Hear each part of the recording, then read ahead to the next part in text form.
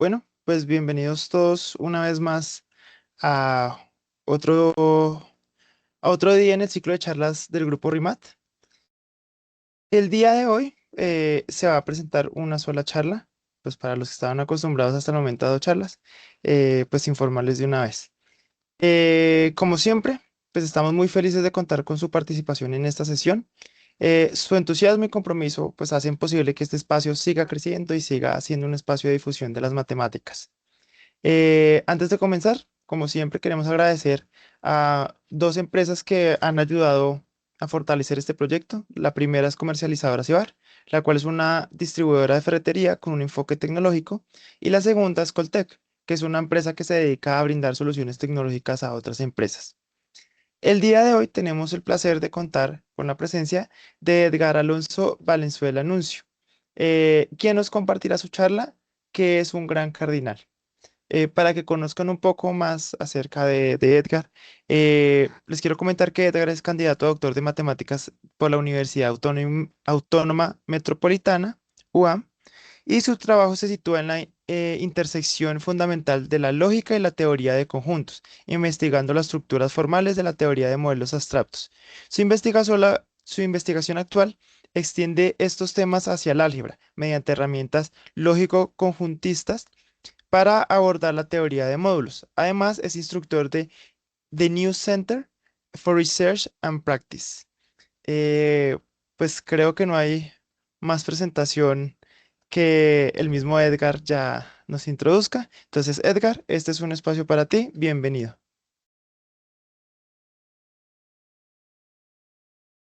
No se te escucha. Ahí ya, ¿verdad? Ay, ya Perdón. se te escucha, sí. Pues de nuevo, gracias. A mí me encantan estos, bueno, más bien de nuevo, no. Gracias, a mí me encantan estos espacios donde se pueda compartir matemáticas y gracias a los asistentes por querer escuchar mis cosas. Espero hacerle la charla algo agradable y no ponerme tan abstracto. Y pues nada, voy a comenzar directo y mi charla, como ya mencionó Joan, es ¿qué es un gran cardinal? ¿No? Gracias por asistir y darme el espacio. Entonces, voy a comenzar con, digamos, la motivación de por qué se estudian los grandes cardinales. Entonces, la cosa es que los grandes cardinales está muy íntimamente relacionado a todo lo que es fundamentos de nuestra práctica de matemática y de hecho es el, digamos, el núcleo combinatorio de los teoremas de Gödel, aunque Gödel no lo sabía cuando él lo estaba haciendo. Esto es algo que ya se ha ido descubriendo de manera conjunta, ¿no? Con muchas investigaciones de parte de mucha gente. Eh, están, ¿Cuáles son los teoremas de Gödel? Les recuerdo el teorema, el primero de incompletud, dice que si una teoría es lo suficientemente fuerte como para expresar, para desarrollar la aritmética básica de uno más uno, uno más 2, etcétera, inducción, entonces esa teoría o es incompleta, es decir, le falta algo, o es inconsistente. Es una disyunción que hay en el núcleo de los teoremas de Gödel. Y otro teorema de incompletud, el segundo teorema, es que una teoría no puede probar su propia verdad, ¿no? Entonces, esta es la motivación de cómo llegamos a los grandes cardinales, y estos grandes cardinales se desarrollan en la teoría de conjuntos ZFE, que son la teoría de conjuntos de Zermelo, Frenkel y la E es por el axioma de elección, o en inglés sería ZFC, ¿no? Por choice. Entonces les voy a recordar o presentar, espero que sea recordatorio, pero los voy a presentar al menos los axiomas de la teoría ZFE, que es, existe al menos un conjunto y este conjunto es el vacío, es lo que llamamos el axioma de existencia. Hay otro, existe el axioma de par, que existe un conjunto que recolecta a dos conjuntos ya dados. El axioma de unión, que nos permite sacar uniones, ahí no hay nada que decir. nada que ahondar. Eh, Extensionalidad, que dos conjuntos se identifican si solo si tienen los mismos elementos.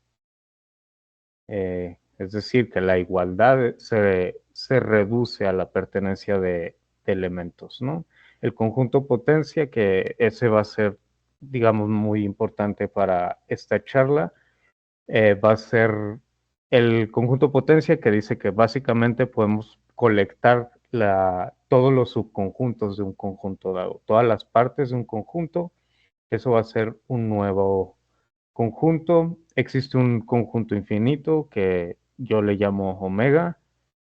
Sería el conjunto de los naturales, básicamente. Tenemos que suponer que existe, no podemos deducir que hay uno de los axiomas previos. El axioma de reemplazo, que dice, pues si tienes una función y tienes un conjunto, la imagen directa es una función. El conjunto, perdón, el fundación o regularidad dice que todo conjunto tiene un mínimo. Es decir, hay una cosa que nos intersecta. Esto prohíbe argumentos, principalmente prohíbe cosas como que X pertenezca a X, pero en general también prohíbe argumentos circulares, aunque no los prohíbe del todo. Los prohíbe la circularidad más básica. Este es el famoso axioma de comprensión que dice que ya tenemos un conjunto, podemos fijarnos en la colección de elementos de dicho conjunto que satisface cierta propiedad previamente dada. Y la E es por el axioma de elección. Podemos sacar productos cartesianos. Esto es básicamente ZFE. Y bueno, ¿qué significa? Lo voy a precisar qué significa que sea incompleta. Dije que sea incompleta y les dije pues que les falta algo. Voy a precisar, ¿no? Entonces, digamos, tenemos una teoría, es decir, una colección de enunciados, de afirmaciones, y tenemos un enunciado, ¿no?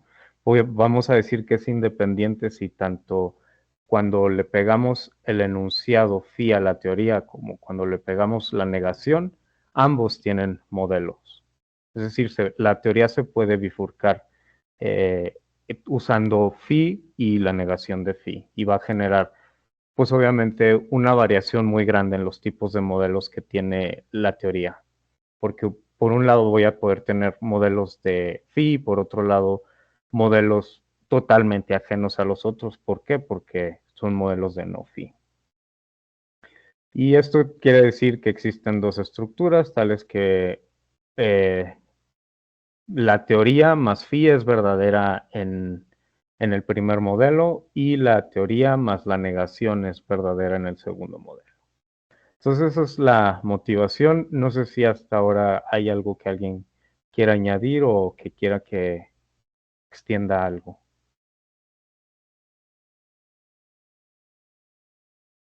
Bueno, me sigo, ¿no? Entonces ahora sí, para decirles y puntualizarles muy bien qué es un gran cardinal, les voy a presentar el modelo canónico. Se pone modelo así entrecomillado porque cuando hablamos de modelo en realidad estamos hablando de algo que sea un conjunto, pero esto no es un conjunto.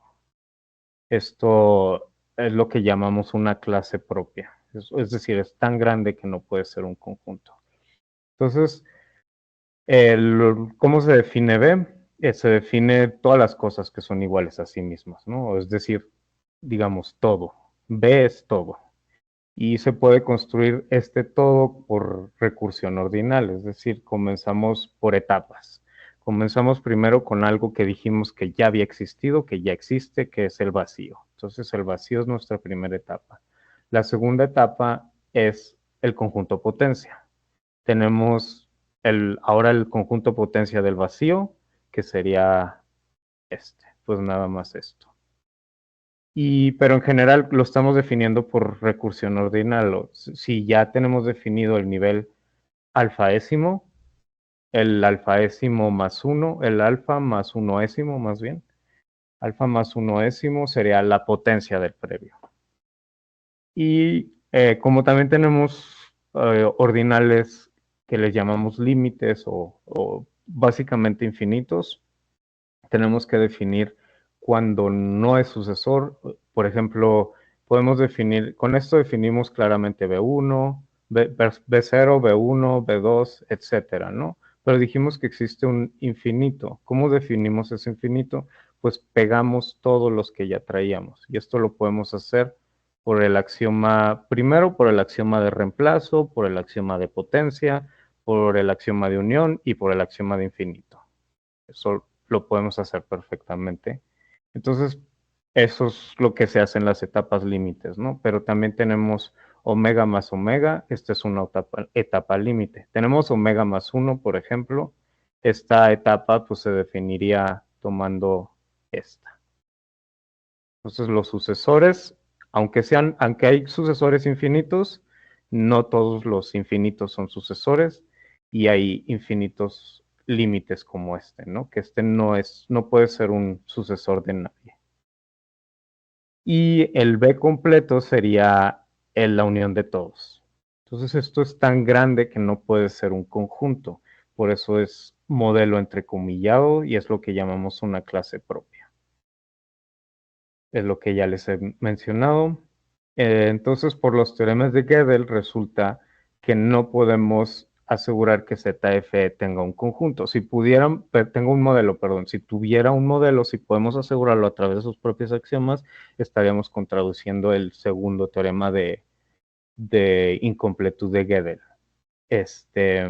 Pero sí podemos suponer que existe uno, porque el primer teorema dice, bueno, una de dos, o es inconsistente, es decir, no tiene modelo, o es incompleto. Entonces, suponemos la segunda vía, que es incompletud, y vamos a decir, pues sí, sí tiene un modelo, ¿no? Pero no sabemos cómo se ve ese modelo.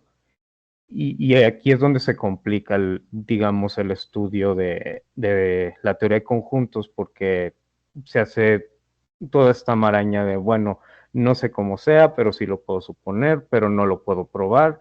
Y aquí es donde empiezan a entrar los grandes cardinales, ¿no? Entonces, voy a ir introduciendo poco a poco la idea de gran cardinal. En principio voy a decir, un gran cardinal es un cardinal cuya existencia es independiente de la teoría de ZFE y que eh, es grande en el sentido que no se puede alcanzar con cardinales u ordinales más pequeños, ¿no? Y bueno, aquí esta es una de las motivaciones de por qué les presento la jerarquía de Zermelo, es que de hecho la existencia de un gran cardinal va a hacer que un estrato, al menos un estrato de esta jerarquía de Zermelo que acabo de definir, sí sea un modelo de ZFE. Esto es lo que va a generar un gran cardinal. La mayor parte de los casos resulta que si tengo un gran cardinal kappa, pues el alfa que estamos buscando es precisamente el mismo kappa. No siempre es el caso, aunque los que les voy a presentar sí siempre es el caso, ¿no? Entonces, si pudiéramos si pudiéramos deducir la existencia de un gran cardinal a través de los axiomas de ZFE, estaríamos diciendo que ZFE es consistente, es decir, estaríamos contradiciendo el segundo teorema de incompletud de Gödel, ¿no? Entonces no podemos comprobar la existencia de un gran cardinal y no se puede deducir, pero perfectamente lo podemos suponer. Es independiente, son lo que les decía, es un gran cardinal, es grande en el sentido que no lo podemos acceder a él con cardinales más pequeños y que su existencia es independiente de ZFE. Que sea independiente podemos decir, perfectamente podemos suponer que existe, también la otra opción es válida, perfectamente podemos suponer que no existe. Entonces esto es lo que les decía, ¿no? Una propiedad fundamental de un gran cardinal es que no se puede alcanzar con cardinales más pequeños. No sé si en este punto alguien quiera hacerme una pregunta o agregar algo. No, déjenme, puedo revisar el chat porque no sé si en el chat No veo nada en el chat. Me regreso. Bueno, eh, algo de, digamos, teoría es que una clase modelo o un modelo de ZFE, bueno, aquí le puse ZFC, es que es transitivo básicamente si la pertenencia se vuelve una relación transitiva. En general no es transitiva, pero en los conjuntos transitivos se vuelve moderadamente transitiva. No del todo, pero sí transitiva. Y eso querría decir que si X pertenece a Y y tengo un elemento en M, entonces el X pequeño ya pertenece a M. O lo que es lo mismo que hay una coincidencia débil, pero una coincidencia entre la pertenencia y la inclusión. Y estos modelos transitivos son importantes porque son, digamos, los modelos canónicos que buscamos en teoría de conjuntos ZF y por eso es importante, ¿no? Bueno, esto no, creo que no es tan importante. Bueno, la intuición, esto sí, lo que voy a cambiar La intuición fundamental es que M es transitivo si la relación de pertenencia es la pertenencia de verdad. La membresía es la membresía de verdad. Bueno, esto suena raro porque, pues, ¿cómo les voy a decir que la pertenencia es la pertenencia de verdad? Pero es que puede haber modelos de teoría de conjuntos que son no estándar. Modelos que se comportan raro o que tienen lo que consideraríamos anormalidades, ¿no? Y los modelos transitivos no son anormales.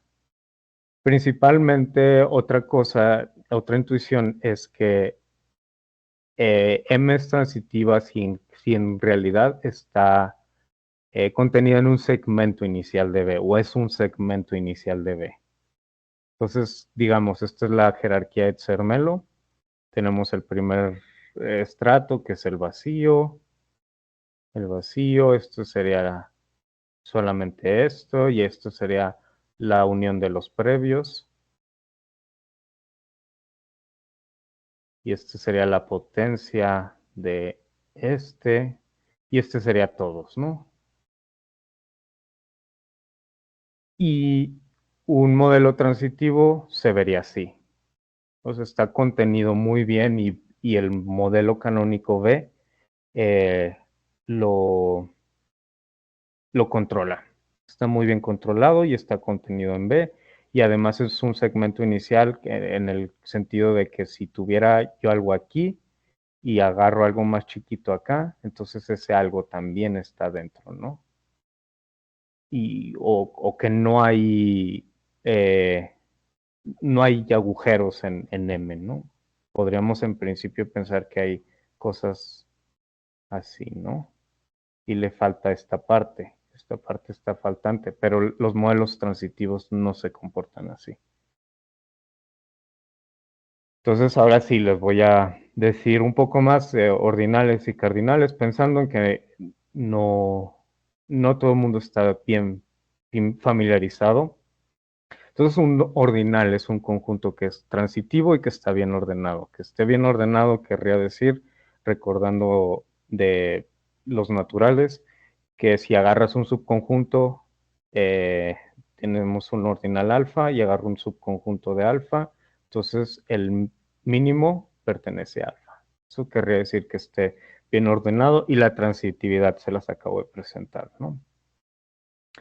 La clase de todos los ordinales, si yo junto todos los ordinales y los meto en una sola cajita, es una clase propia. Es una clase transitiva, aunque es una clase, no es un conjunto, ¿no? Y esto es una burlati forti, ¿no? Se llama el argumento, que es parecido al argumento de Russell, que no puede ser un conjunto. ¿Por qué? Porque si fuera un conjunto tendríamos derecho a pensar en el sucesor y estaríamos diciendo que esto es un ordinal y que pertenece a los ordinales y pues no es cierto. Estaríamos diciendo que un ordinal pertenece a eso, y eso les había comentado que eso lo habíamos prohibido precisamente con fundación. Bueno, y es transitivo y está bien ordenado, que es lo que les decía, que se cierra bajo mínimos.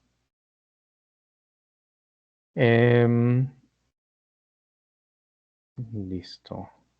Entonces, un cardinal sería un ordinal. Todo cardinal es un ordinal, pero no todo ordinal es un cardinal.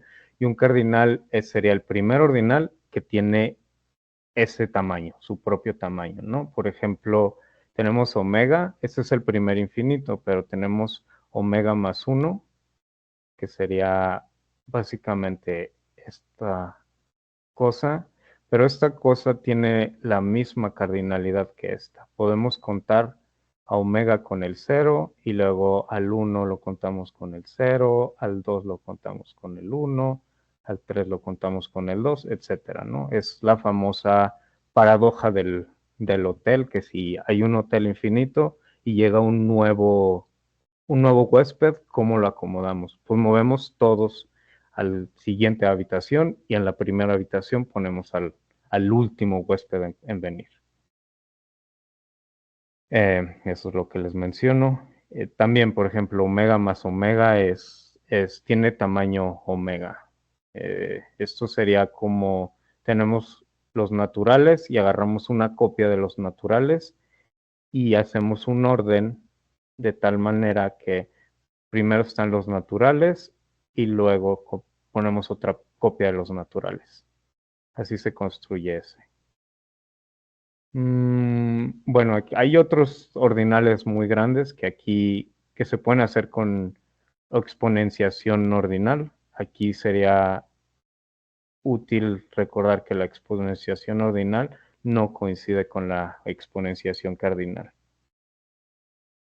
Este, eh, Listo, bueno, esto es lo que les mencionaba, ¿no? Por ejemplo, si tenemos omega más 1 veces omega sería, bueno, una copia de los naturales, le pego un infinito y luego le pego otra copia de los naturales con otro infinito y así nos vamos sucesivamente. Y eso perfectamente lo podemos construir en ZFE. Algo básico para entender un poco más a los cardinales es que si kappa es un cardinal, entonces hay exactamente kappa ordinales debajo de kappa.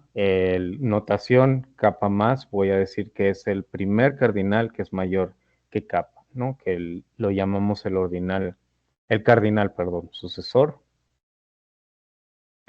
Existe una numeración natural, que es a lo mejor con la que están más familiarizados, que sería de los alefs, también popularizado por grandes como incluso el propio Borges, ¿no? Con su libro El Aleph.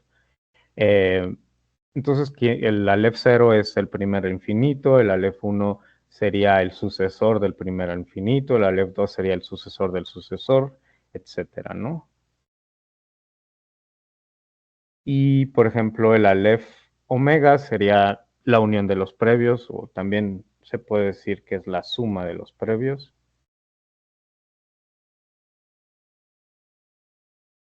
Y el Aleph omega más 1 sería el sucesor del que ya traemos, ¿no? Se parece a lo que estábamos haciendo con el conjunto potencia. Y kappa es límite, aquí es donde vamos a empezar a aproximar ya la definición de un gran cardinal. Vamos a decir que kappa es límite exactamente si se cierra bajo la operación sucesor. Es decir, yo agarro un cardinal debajo de kappa y luego me fijo en el sucesor, entonces el sucesor sigue estando por debajo de kappa. Este es un ejemplo de un cardinal límite.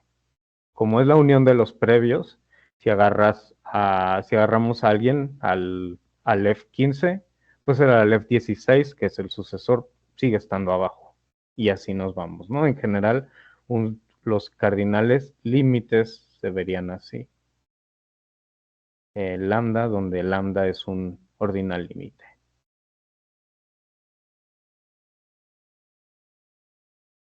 Exactamente eso serían.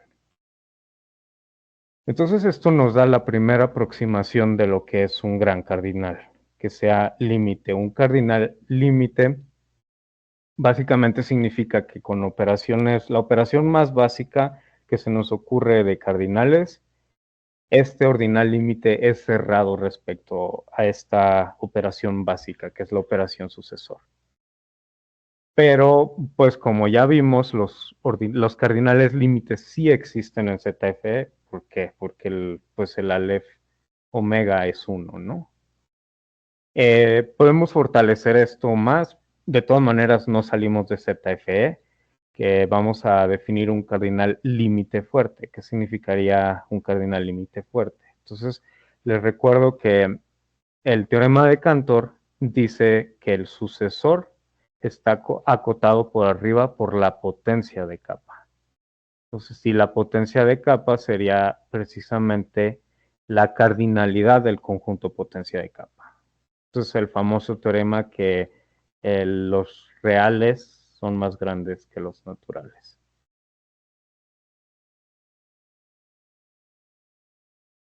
Pero en su versión más general, ¿no?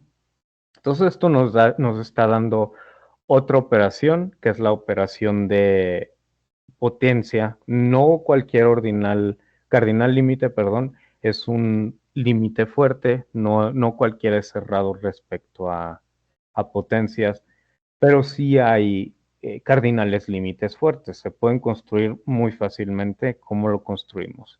Este, bueno, no les dije, límite fuerte sería si yo agarro a alguien chiquito, alguien por debajo de capa, la potencia sigue siendo chiquita. Entonces, estos sí se pueden construir en ZFE. ¿Y cómo se construyen? Muy fácil. Agarro capa, a capa le sumo su potencia, después a la potencia, a esa suma le sumo la potencia de la potencia, a la potencia de la potencia le sumo la potencia de la potencia de la potencia, etcétera, ¿no? Ad infinitum. Y eso nos va a dar un cardinal límite fuerte. Y lo construimos perfectamente en ZFE sin ningún problema. Y así que esto no puede ser todavía un gran cardinal. Nos falta un último ingrediente para llegar a la noción de gran cardinal, que es cofinalidad. La cofinalidad es una noción de orden en general. Por ejemplo, los naturales son cofinales en los reales. ¿Eso qué significa? Que si nosotros agarramos cualquier real, encontramos un natural por encima de ese. Cualquier real. Eso significa la cofinalidad, básicamente, ¿no? Entonces, un ordinal es cofinal en otro ordinal si existe básicamente una función creciente del ordinal alfa al ordinal beta, tal que para cada chi por debajo de beta encontramos una z por debajo de alfa que ya sobrepasa a la chi. Es lo que les decía, ¿no? Pensemos que alfa son los naturales, beta son los reales, y la función es en realidad la identidad restringida a los naturales. Y si agarramos cualquier real, podemos agarrar el...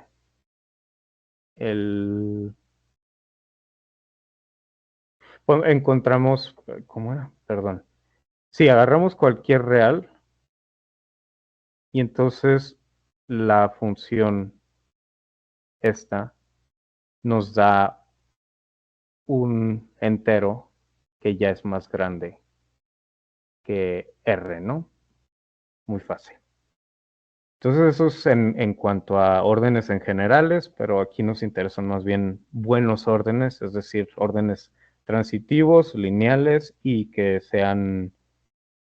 tengan mínimos. Todos los subconjuntos tienen mínimos, ¿no? Otra manera de verlo es que podemos cubrir a beta con esto, con la imagen directa de F respecto a alfa. Con eso podemos cubrir a beta. Entonces, una representación, tenemos a alfa y tenemos a beta arriba y queremos cubrir a beta con alfa. Entonces agarramos una cosa por debajo de alfa y la mapeamos acá, f de 0. Y agarramos cualquier otra cosa, bueno, perdón, así se va a ir mapeando y se va a aplicar, perdón, mapear no, se va a aplicar en todo beta y se va a aplicar a lo largo de todo beta, aunque no va a cubrir a todos y cada uno de los elementos, es decir, no necesariamente va a ser una función inyectiva, eh, los va a estar acotando a todos los elementos, ¿no? Más o menos así sería la representación.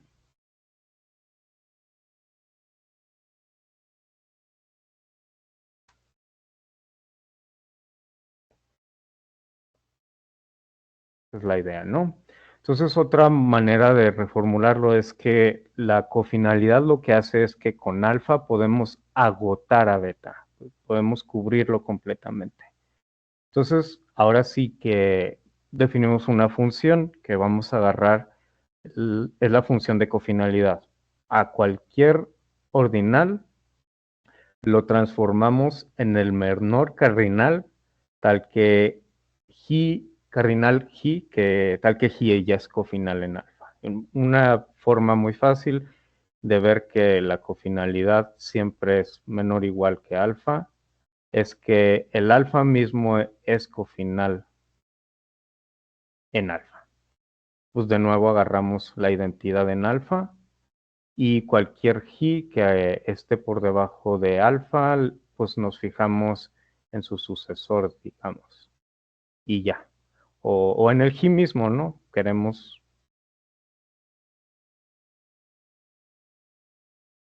y ya, es muy sencillo de ver eso. Una forma de ver que, por ejemplo, cualquier sucesor tiene cofinalidad 1 es que consideramos la función del 1 en el Ji más 1, al 0 lo mandamos en el Ji, y pues ya cualquier cosa que me den por debajo de Ji va a estar precisamente, perdón, por debajo de Ji más 1 va a estar precisamente acotado por Ji. Pues sí, ¿no? Este sería como Ji. Esto sería todos los menores que Ji y aquí le agregué un punto que es el Ji mismo. Entonces cualquier cosa que sea, cualquier alfa que sea menor o igual que Ji, pues sí queda cubierto por F0, pues que era el mismo Ji. Listo.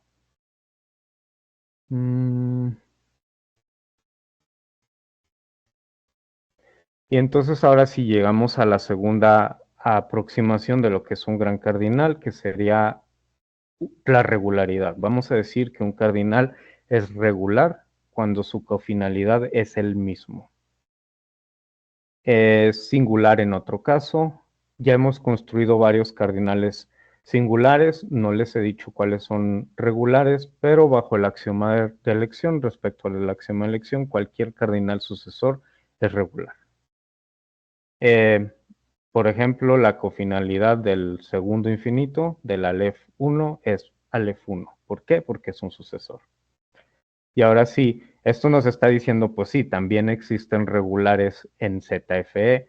Ahora la cosa es juntarlas. Entonces, los cardinales singulares siempre son límites. Si, por ejemplo, agarramos el omegaésimo cardinal infinito, pues vemos que su cofinalidad es omega. ¿Por qué? Porque definimos la función que a cada natural le asigna el iésimo infinito y eso queda por debajo de omega más omega, perdón, el omegaésimo omega y obviamente estamos cubriendo a todos esos cardinales infinitos. Esto ya se los dije de alguna otra manera. Ahora sí, si combinamos límite fuerte con regular, entonces llegamos a lo que se denomina un inaccesible fuerte. Un inaccesible fuerte, en efecto, ya no se puede demostrar que existe dentro de los axiomas de ZFE. Esto sí ya no puede demostrarse que existe y por qué no. Bueno, antes de decirles por qué, les digo que esta noción de gran cardinal la descubrió básicamente Hausdorff en su libro del Grundzüge der Mengenlehre, que Fundamentos de la Teoría de Conjuntos, que dice que estos cardinales son tan exorbitantemente grandes, exorbitanten Größe, que difícilmente tendría una relevancia en teoría de conjuntos, ¿no? Esa es la cita textual del límite, del texto, perdón, de Hausdorff. Y dice, difícilmente tendría relevancia cuando ahorita no es necesariamente lo más importante, pero es de los temas fundamentales de la teoría de conjuntos. Otra cosa que los cardinales inaccesibles fuertes satisfacen es que de hecho un cardinal es inaccesible fuerte si de hecho es el capaésimo. Capa es inaccesible si es el capaésimo cardinal. Entonces, para decirles sopesarlo un poco con lo que sabemos de otros cardinales, es que, por ejemplo, el primero es omega. Ya no hay cardinales infinitos antes de omega. El, el omegaésimo ya es una cosa tan grande. ¿Por qué? Porque es un infinito de infinitos. Es una infinitud compuesta de infinitos, cada uno más grande que el previo, así de grande es. Sin embargo, nada más tiene omega cardinales, es decir, la brecha entre el primer infinito, que sería omega, y el omegaésimo infinito, que sería aleph omega, es insondable, es muy grande, pero nada más hay omega cardinales entre ellos, a pesar de que la diferencia es gigantesca. Entonces, así de grande tiene que ser un inaccesible fuerte.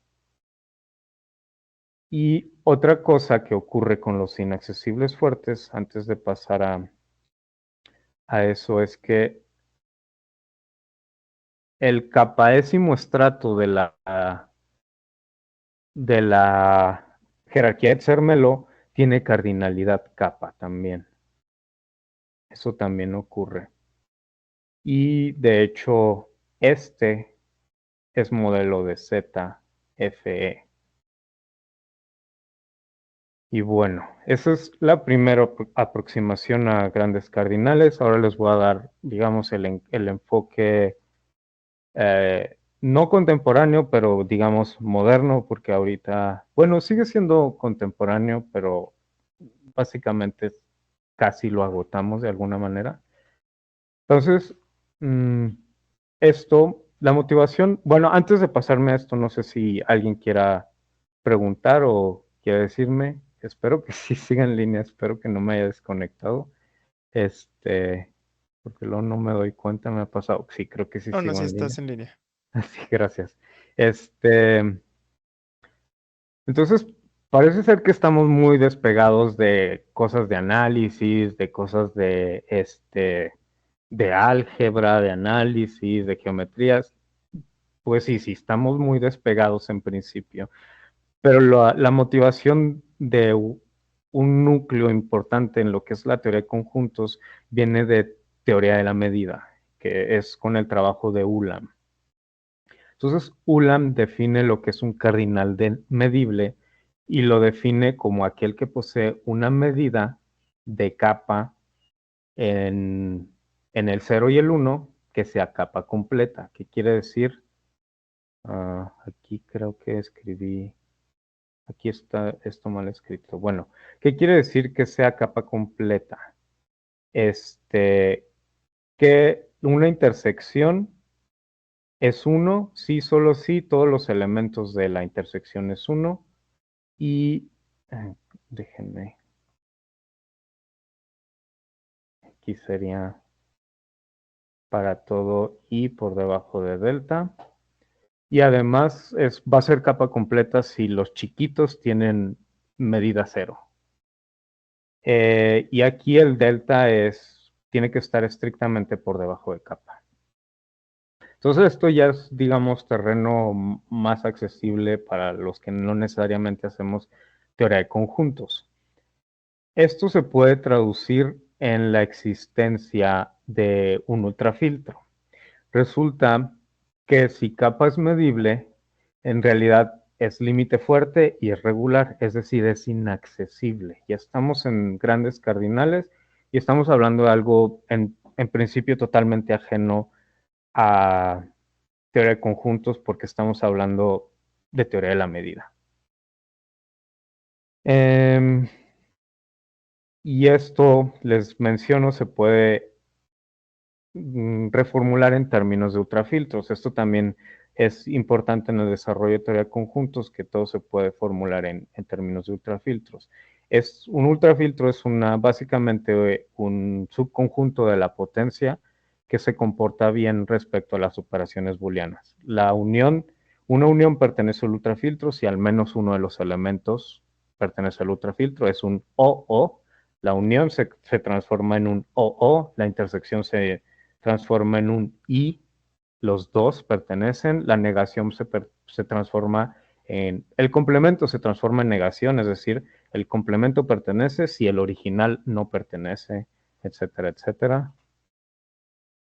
Y esto a su vez, los ultrafiltros se pueden caracterizar en términos de encajes elementales con lo que se llaman ultraproductos. Creo que no me va a dar tiempo de decirles cómo es la ultrapotencia,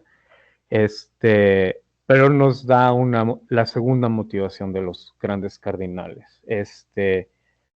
Uh, existe toda una jerarquía de grandes cardinales, por eso es que es un gran cardinal, no es que es el gran cardinal, que son los inaccesibles. Hay muchísimas nociones de grandes cardinales y la manera moderna, digamos, que se hizo fuertemente a partir de los 70s, es a través de encajes elementales. Bueno, les voy a decir que es un modelo interno de ZFE. Un modelo interno va a ser, a secas, es un modelo de ZFE. Es una clase propia, entonces esto es un abuso de notación porque no es un conjunto, pero bueno, es un abuso de notación y que tiene a todos los ordinales. Es decir, captura muy bien a B, aunque no necesariamente sea B. Y esto nos va a decir otra pauta, ya les mencioné que un cardinal inaccesible aproxima a B en la medida en que el capaésimo estrato de la jerarquía de Zermelo es modelo de ZFE. Sin embargo, B sigue siendo insondablemente mucho más grande a comparación de B capa. Este sí es un conjunto y este es una clase propia.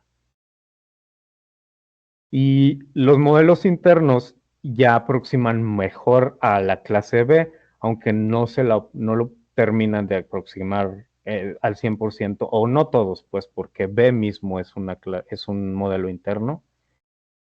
Y ahora sí, voy a agarrar dos clases y voy a agarrar una función entre las dos clases. Un encaje elemental es una función que básicamente respeta el lenguaje o que cualquier cosa que M sepa, N lo sabe, pero respecto a la J, ¿no? Entonces, si M piensa que phi de A es equivalente a que N piense que phi de J de A. Es decir, cualquier cosa que M la conozca, también la conoce N, pero respecto a J. Entonces, un cardinal medible se puede caracterizar precisamente en términos de encajes elementales. Va a resultar que kappa es medible si existe un modelo interno y un encaje elemental no trivial, es decir, que sea distinto de la identidad, que B se transforme en M y que kappa es el menor ordinal que cumple que J de alfa es mayor que alfa. Esto se le llama que kappa es el punto crítico de J. Y aquí es importante que no ocurra que M sea B. Esto es el teorema de inconsistencia de Kuhnen. Y bueno, esto viene de un artículo famoso en teoría de conjuntos donde se define un cardinal Reinhardt, que un cardinal Reinhardt diría que existe un encaje elemental no trivial, de nuevo tiene que ser distinto a la identidad, de B en B y que tenga punto crítico kappa. Es decir, que kappa sea el primer cardinal y el primer ordinal que se mueve, que da un salto. Entonces, ¿y por qué? Como no es la identidad, pues ciertamente tiene que existir algo que se mueva, ¿no?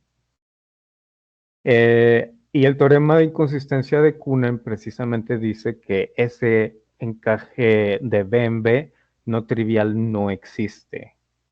Y esto nos dice, bueno, hay un límite en la manera que tú vayas a poder definir cardinales, grandes cardinales en términos de encajes elementales, pero cada vez puedes aproximar mejor al universo. Y moviendo esta definición de medible, moviéndole algunas cosas, vamos a obtener definiciones cada vez más fuertes de lo que es un gran cardinal. Bueno, esto es lo que les decía, un cardinal inaccesible aproximado a B, en el sentido de que el kappa décimo estrato ya es modelo de ZFE.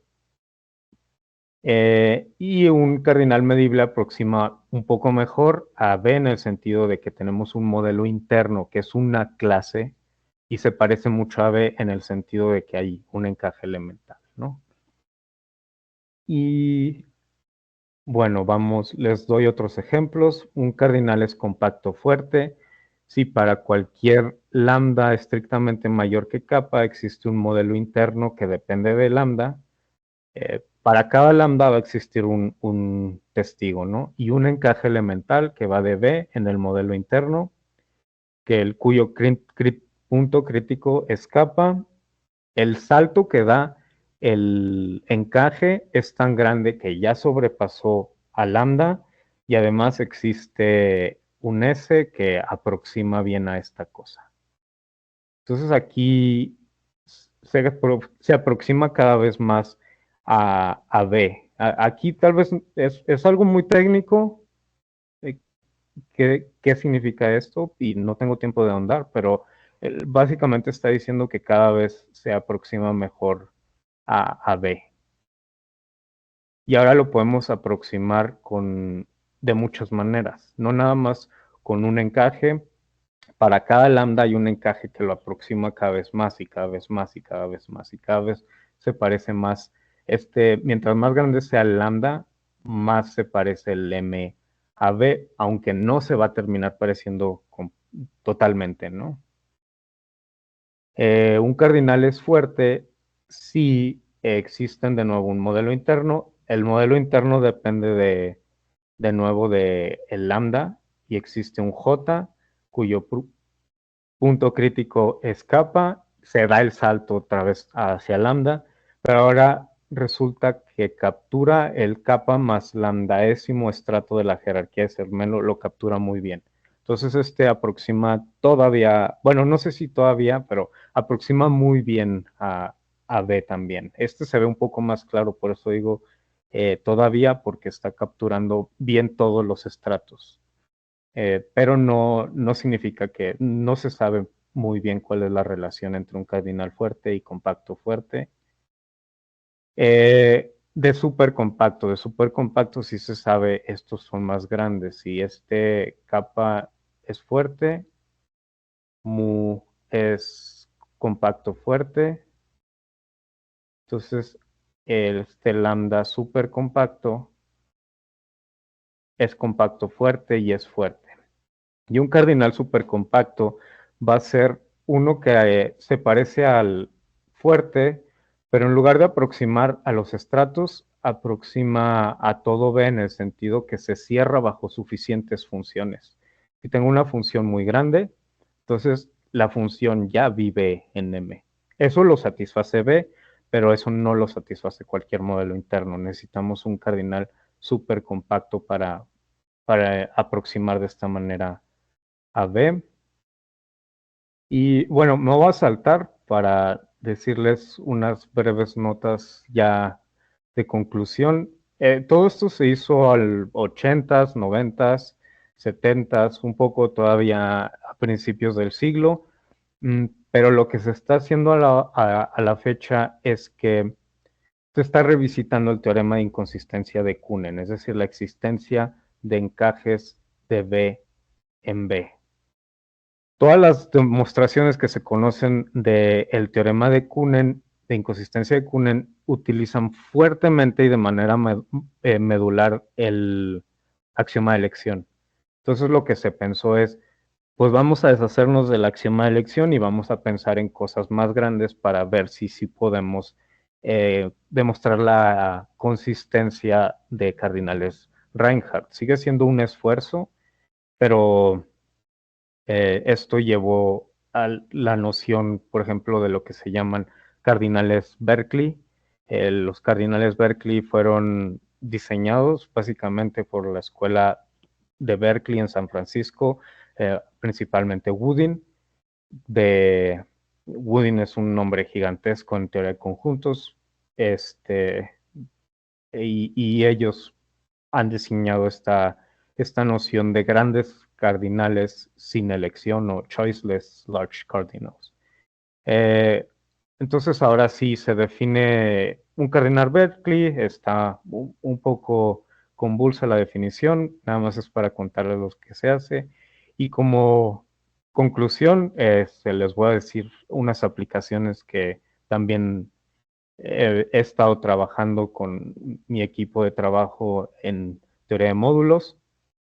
Pues es lo que les decía, parece que estamos muy despegados de cualquier cosa, de análisis, de álgebra, de cualquier cosa que se les ocurre. Parece ser que esto no tendría ninguna relevancia. Les voy a dar un ejemplo, no es algo a lo que yo me dedique, pero es un ejemplo muy concreto. Y es de Woodin y de Shelagh. Shelagh es probablemente el matemático más prolífico de nuestra era, con como 1200 artículos escritos, publicados y muchísimos libros, solamente comparable con Erdos. Entonces, así se llama literalmente su artículo en inglés, ¿no? La existencia de grandes cardinales implica que todo subconjunto de los reales, definible de manera razonable, es Lebesgue medible. Y aquí los cardinales, les digo, son súper compactos, que si los vimos, y una clase de cardinales más débiles que se llaman cardinales Woodin.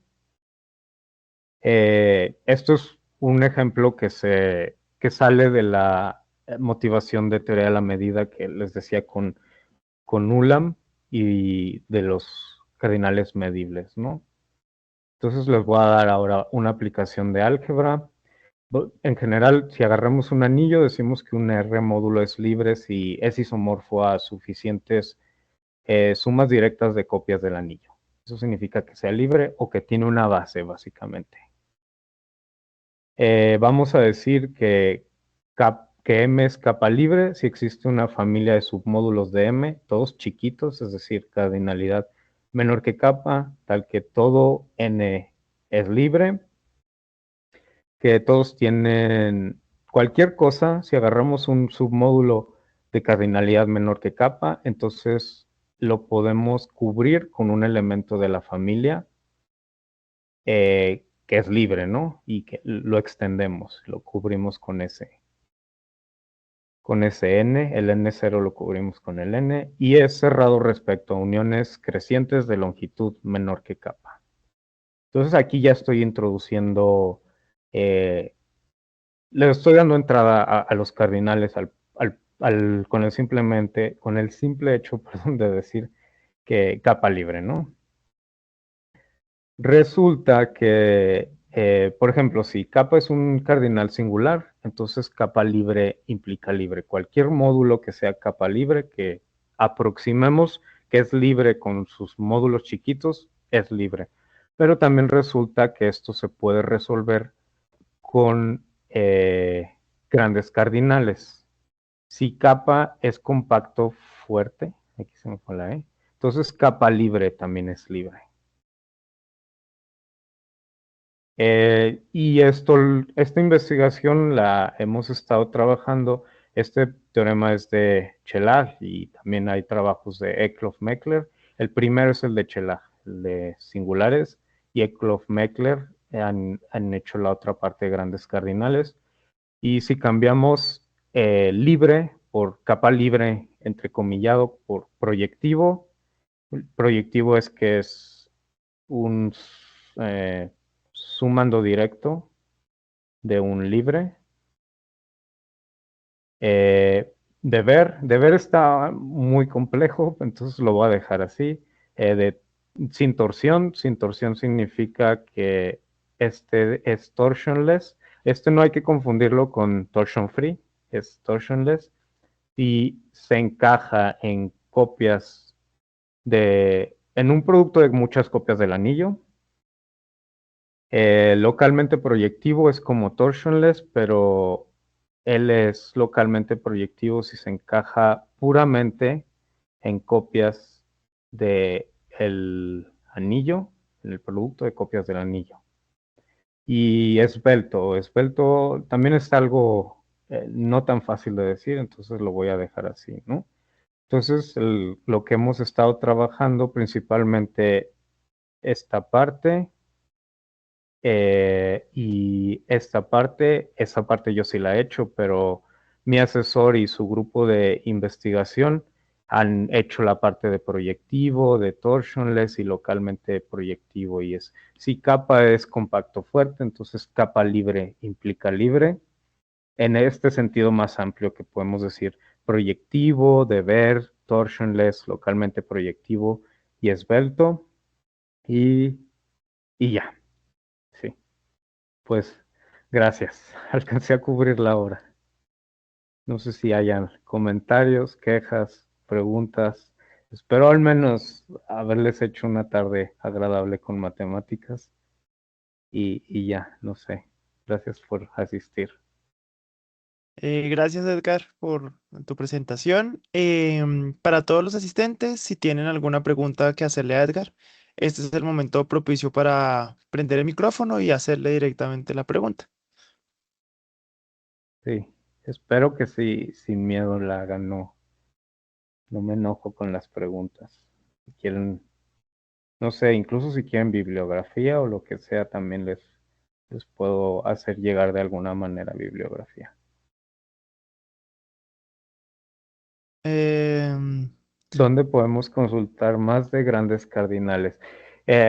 Aquí es cuestión de gusto. A mí, por ejemplo, me gusta, este es mi texto favorito para grandes cardinales. Voy a tener que quitar el fondo. Este es mi texto favorito de grandes cardinales, que es el The Higher Infinite de Kanamori. Aquí viene todo de grandes cardinales. Hay aplicaciones, viene de todo de teoría de conjuntos, especialmente de grandes cardinales, por eso se llama The Higher Infinite. Pero viene lógica, vienen lógicas infinitarias, porque los cardinales compactos fuertes precisamente se caracterizan porque las lógicas infinitarias tienen compacidad. Eh, y eso de grandes cardinales. Hay un libro que es de Eklof y Meckler que se llama Almost Free Modules, módulos casi libres, Eklof y Meckler. Ahí hacen mucho esta parte de teoría de módulos y grandes cardinales. Y no nada más eso, también hacen otras cosas de teoría de conjuntos, en general con álgebra. Sí, Listo.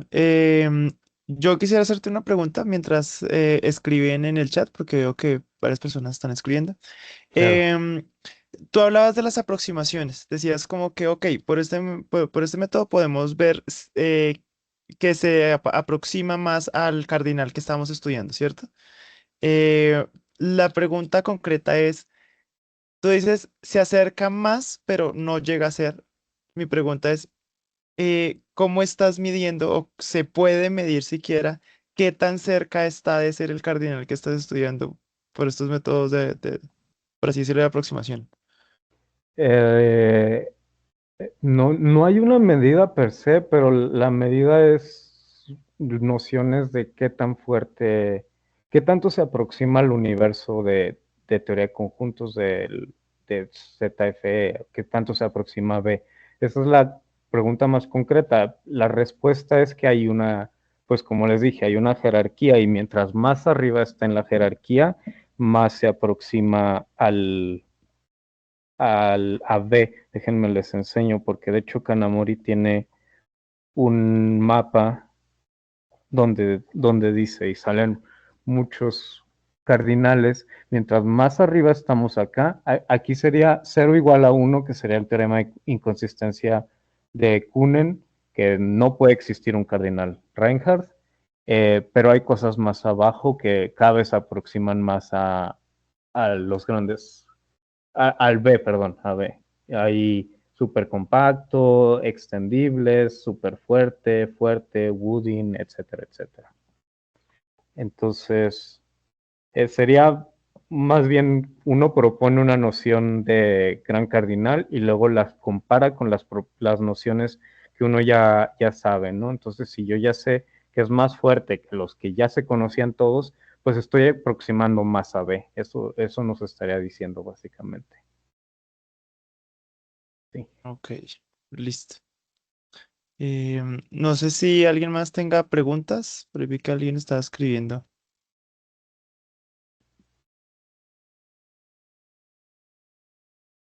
Esperemos un segundito que alguien está escribiendo en el chat. Sí, sí.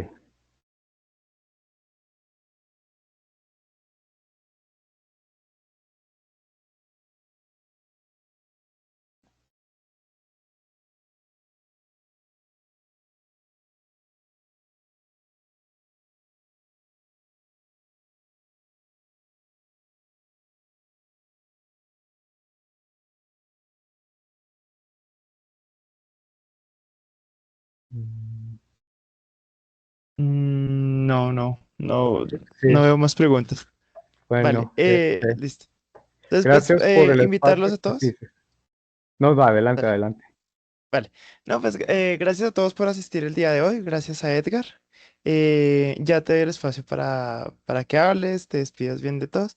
Simplemente recordarles las redes sociales del grupo RIMAT. Los voy a poner en el chat eh, de la reunión del día de hoy. Y pues invitarlos a las siguientes charlas. También invitar a Edgar pues para que vea las siguientes charlas y pues estén atentos a todas las actividades que aquí se hacen. Edgar, no sé si quieres decir algo más a todos los asistentes.